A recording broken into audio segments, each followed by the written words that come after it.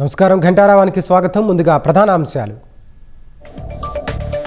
పరిశ్రమలు, పర్యాటకం, రాజధాని అభివృద్ధిపై కేబినెట్ చర్చ. 80కు పైగా అంశాలకు ఆమోదం తెలిపే అవకాశం.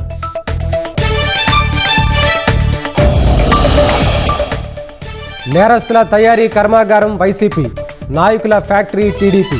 కాపులకు చంద్రబాబు రిజర్వేషన్ ఇస్తే జగన్ రద్దు చేశారన్న నిమ్మల.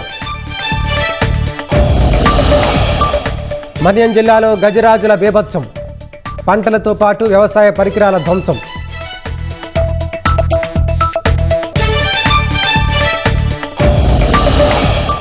కేంద్ర సహాయ మంత్రి పదవికి జార్జ్ కురియన్ రాజీనామా, ఆమోదించిన రాష్ట్రపతి ముర్ము.